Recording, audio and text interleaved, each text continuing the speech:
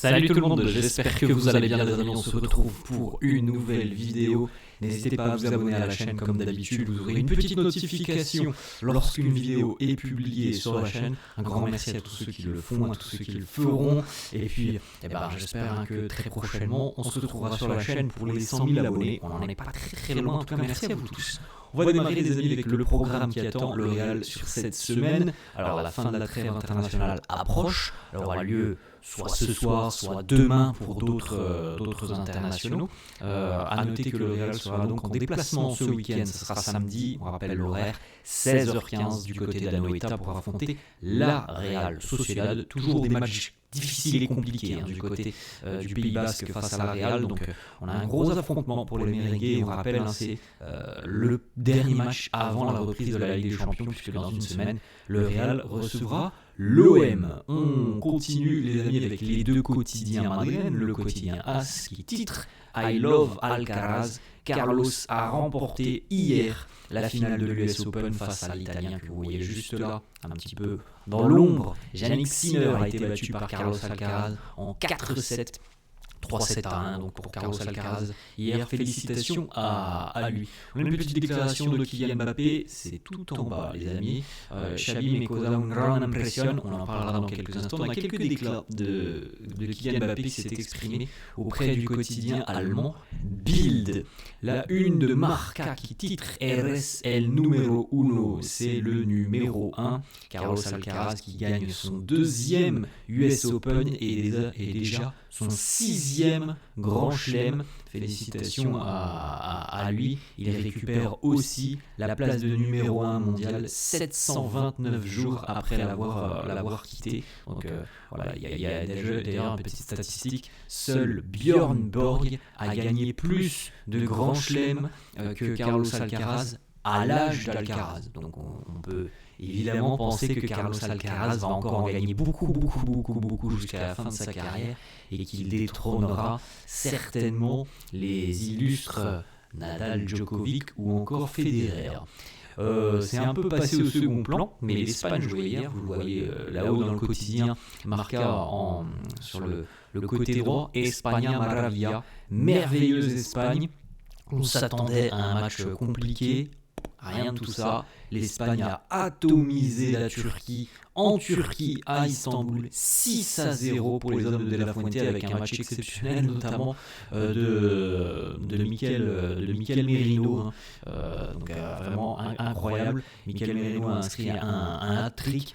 L'Espagne a été monstrueuse hier face à cette sélection turque. Donc là en deux matchs avec la Bulgarie et la Turquie, c'est 2 victoires à l'extérieur, 9 buts marqués, 0 encaissés, bref. Tout est parfait. Mbappé hallucina con Xavi, on en parle dans quelques instants les amis de ces fameuses déclats de Kylian Mbappé. Le Real qui félicite évidemment Carlos Alcaraz, on sait que Carlos est un grand supporter du Real Madrid. Voilà le communiqué du club. Cher Carlos, félicitations pour ton second titre à l'US Open, ton 6e grand chelem et ta place de numéro 1 mondial bien méritée. Les Madridistas sont toujours de ton côté et sont très fiers de toi. Félicitations champion.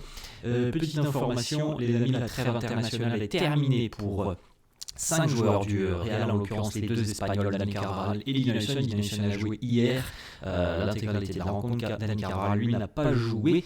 Thibaut Courtois, Rudiger et Arda Güler, ils vont tous faire leur retour à Madrid aujourd'hui ou demain, vraisemblablement voilà, dans les 24 heures ils seront à Madrid. Et puis c'est les amis, la trêve se poursuit avec des matchs aujourd'hui, des matchs demain et je crois qu'on a encore des matchs dans la nuit de mardi à mercredi pour le contingent sud-américain. Dylan Huyson face à Arda Güler.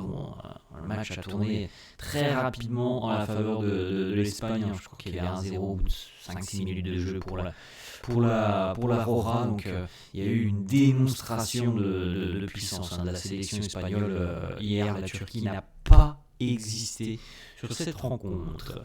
L'Allemagne s'impose dans la difficulté. L'Allemagne s'impose 3-1 face à l'Irlande du Nord, mais c'est vraiment pas une bonne trêve internationale. Ils ont galéré les Allemands hier face à l'Irlande du Nord. Antonio Rudiger a joué 82 minutes. pas une très bonne trêve non plus pour Rudiger parce que il a été fautif, notamment sur 2 buts concédés par l'Allemagne sur cette trêve. L'Allemagne a encaissé 3 buts.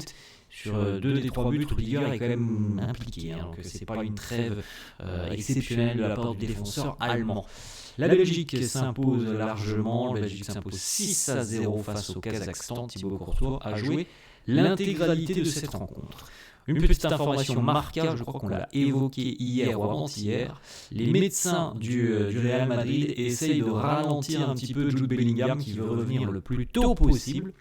Le club est très heureux de sa récupération, mais on ne veut prendre aucun risque. Donc il était prévu que Jude revienne dans à peu près un mois, mi-octobre, mais selon plusieurs médias, il y a de grandes chances maintenant que ça soit plus tôt que prévu, donc tant mieux pour le Real, mais évidemment du côté du club, on ne veut surtout pas risquer une nouvelle blessure pour Bellingham. Bon, alors après, je ne suis pas médecin, mais c'est pas tout à fait la même, je pense. C'est pas tout à fait la même chose qu'un joueur qui est blessé dans la partie inférieure du corps. Jude, lui, c'est l'épaule. Donc, à moins de tomber sur l'épaule, je pense quand même que tu as moins de chances de te blesser, de te reblesser au niveau de l'épaule que de te blesser musculairement au niveau des ischios, des cuisses, des mollets, des chevilles.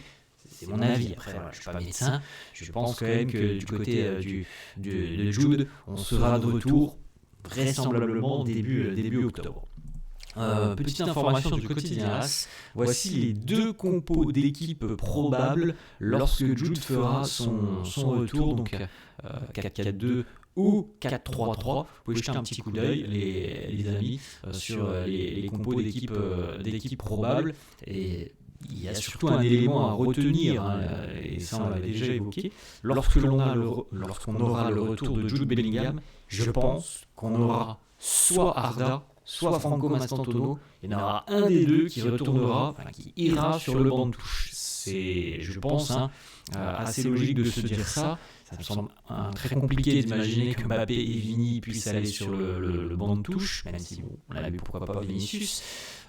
Et au milieu de terrain, je pense que Xabi Alonso valorise énormément Aurélien Tchouaméni et Valverde, donc difficile pour l'équilibre aussi de l'équipe de sortir l'un de ces 2 joueurs. Donc au final, c'est certainement le 3e attaquant, en l'occurrence Mastantuono depuis quelques semaines, ou Arda Güler qui en ferait les frais du retour de Bellingham. Bon, on verra bien dans quelques semaines. Des déclarations de Kylian Mbappé qui nous dit déjà être très heureux de jouer pour le Real Madrid. C'est un rêve qui s'est réalisé pour moi. En Espagne, on m'a donné beaucoup d'amour et j'essaye évidemment de leur rendre chaque jour autant que possible. C'est une bénédiction pour moi d'être au Real Madrid.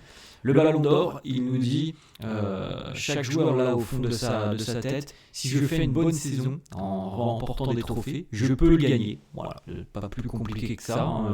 Voilà, faire une belle saison sur le plan personnel, ça veut dire faire une belle saison aussi sur le plan collectif. C'est tout. Voilà, s'il fait une grande saison, si le Real gagne des titres, oui, l'année prochaine il sera certainement dans le débat. Cette année, on sait très bien que ça ne sera pas pour lui. On rappelle d'ailleurs le Ballon d'Or, c'est dans 15 jours, 3 semaines. Autre déclat de Kylian sur la Ligue des Champions cette saison, sa prédiction. Il nous dit, je dis toujours le Real Madrid, mais bon, il y a quand même beaucoup de grandes équipes en Europe. On l'a vu l'année dernière avec ce nouveau format. Cette année sera encore meilleure. Bon, comme tous les ans, je pense, les amis, qu'on cite à chaque fois les mêmes équipes qui peuvent aller au bout en LDC. Le Real en fait partie, je pense, plus que l'année dernière. C'est mon avis. Je pense que l'année dernière, on n'a jamais trop cru. Alors, il y a toujours ce mysticisme du Real en Ligue des Champions, mais je pense que l'année dernière, on n'a jamais véritablement cru qu'on pouvait aller au bout, tant on voyait quand même des lacunes et des carences. Je pense que cette année, de par ce que l'on voit en ce début de saison, on est quand même mieux armé et plus équilibré pour faire une très bonne campagne européenne. Réponse dans quelques semaines, les amis, avec la phase de groupe. Autre déclat de Kylian qui évoque donc Xabi Alonso, il nous dit il nous a fait une très bonne impression. Tu vois que c'est quelqu'un qui veut réussir, il connaît très bien le club, il y a joué. On essaye évidemment de mettre en place tout ce qu'il nous demande. On essaye tous de comprendre aussi son plan de jeu et ce qu'il veut faire de nous. En tout cas, d'après les déclarations que l'on a des joueurs depuis quelques semaines, on sent bien qu'il y a quand même une bonne connexion, je trouve, entre le groupe et Xabi Alonso, entre les demandes du coach et ce que l'on voit sur le terrain, ce qui est retranscrit sur le terrain. Je trouve que ça fonctionne plutôt pas mal, cette association. Kylian Mbappé sur l'ambiance dans le vestiaire, qui met un petit peu l'ambiance, qui est un petit peu DJ, il nous dit ça dépend.